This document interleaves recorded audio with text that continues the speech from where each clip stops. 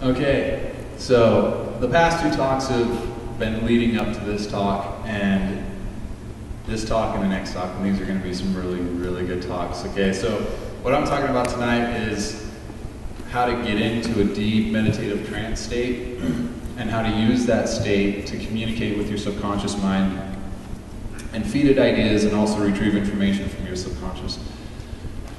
And so these are some pretty powerful techniques. So you have to kind of be ready for them. I'll get to this in a little bit. Okay, so first of all, there's several thousands of different types of meditation.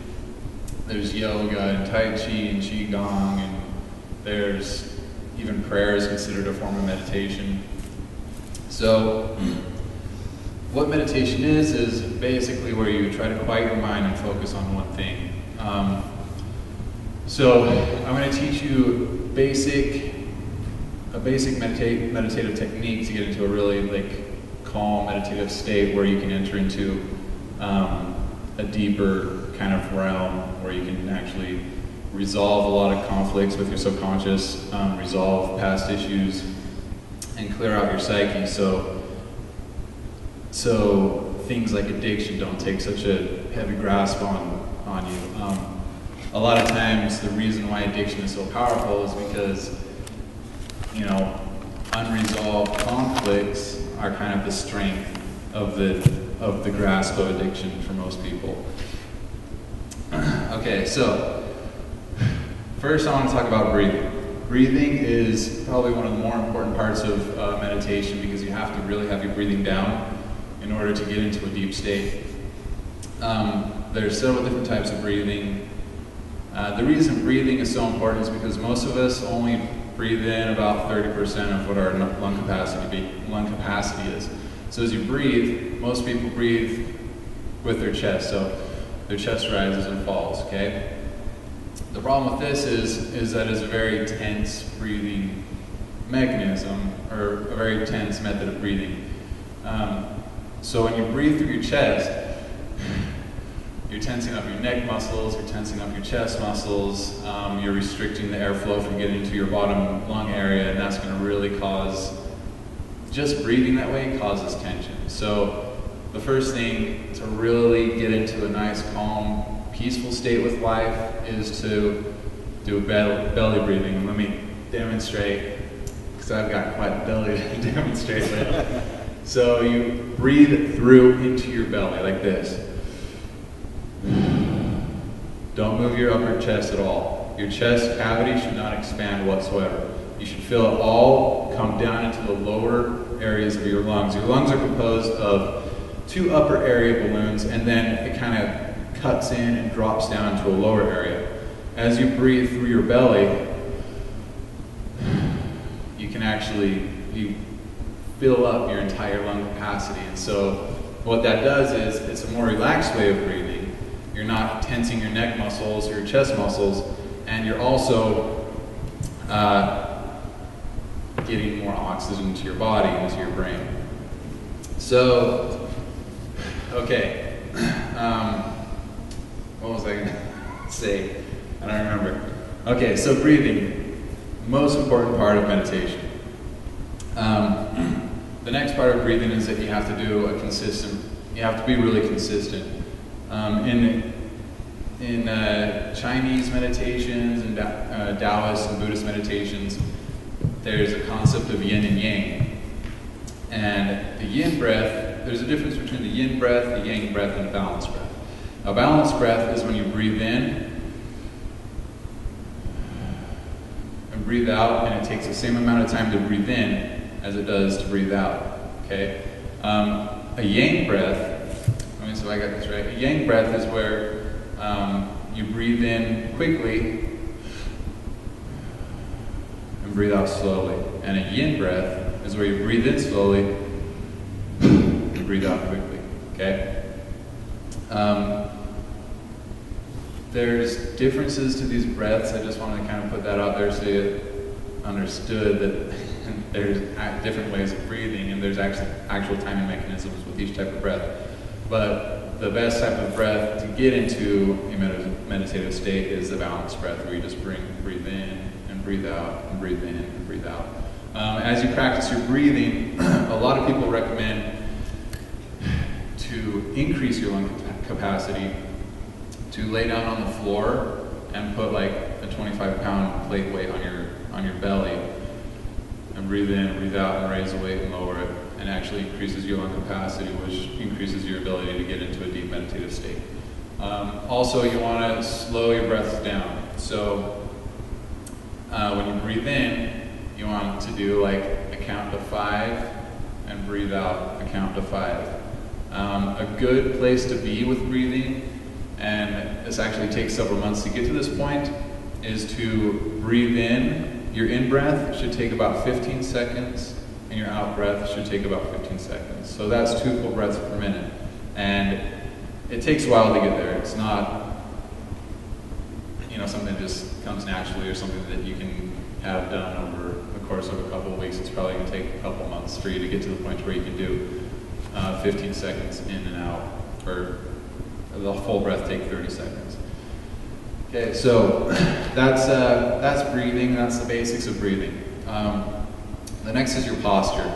There's tons of different postures that you can use for meditation. In yoga, it's kind of a different story because you're actually contorting your body and doing different body movements while you're concentrating on how you're doing the movements, and at the same time, you're concentrating on how you're breathing.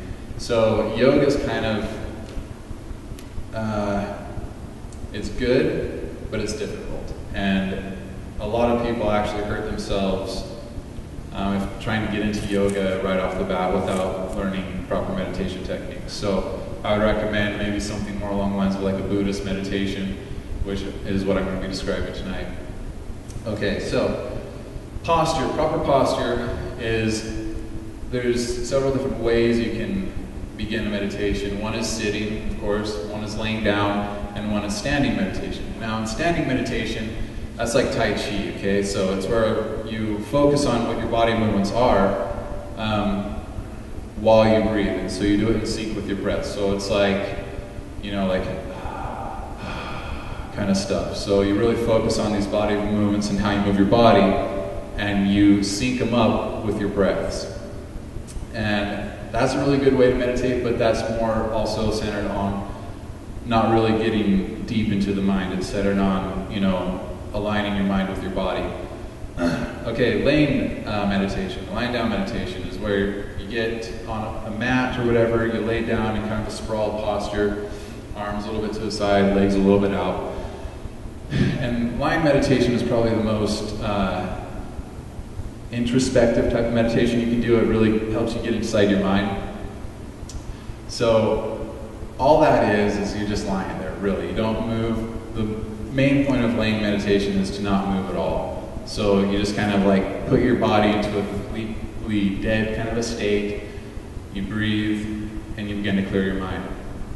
And then there's sitting meditation. Of course, everybody knows the lotus posture, which is the common, popular posture that's in all the movies and everything, where you sit cross-legged, hands on your legs or like this or whatever. You can also use a chair. If you're going to use a chair or a bench, the recommendation is to keep everything at a 90-degree angle. So if your feet are flat on the floor, you want this to be a 90-degree angle and this to be a 90-degree angle.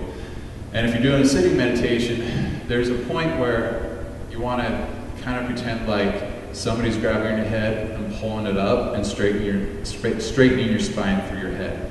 So you kind of have to get to a point where it's like all your bones are just kind of balanced on each other, to where you're not really using your muscles to balance your body, but you're already balanced. You don't want to, be off to the side, or you're using your ab muscles to keep you up, or leaning forward, your back muscles are trying to keep you up. You just want to keep everything totally balanced through to the center. Find your center of gravity and keep that balanced.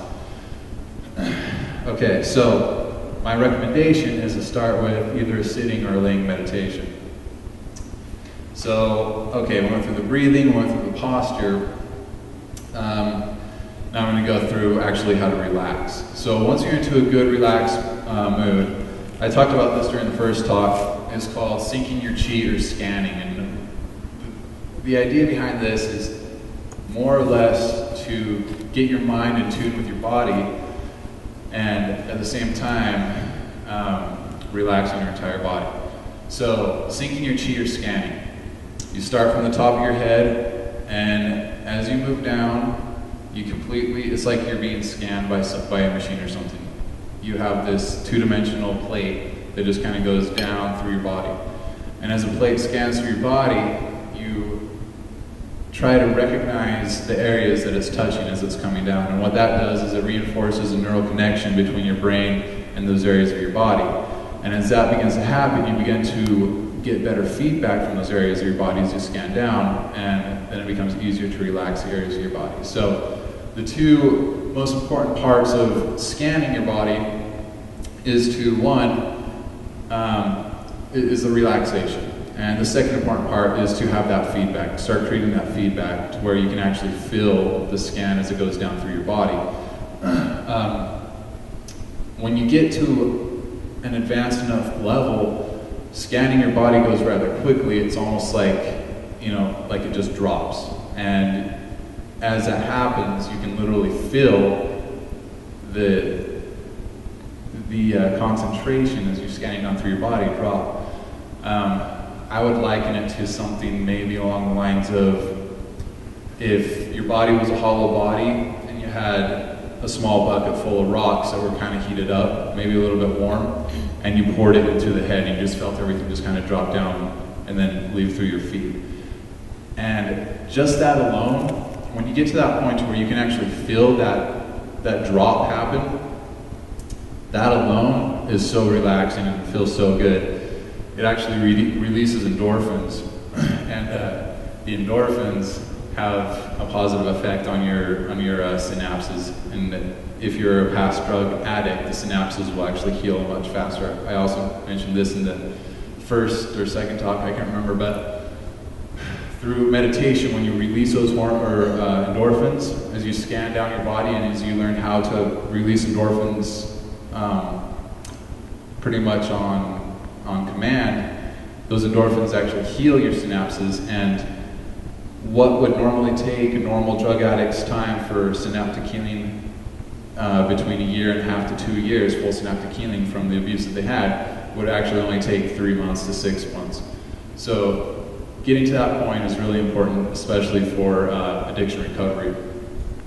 Okay, so you do the breathing, you do the posture, and you relax, and you continue to relax. You have to make sure you're in a quiet area where there's not a lot of noise or there's no disturbances. I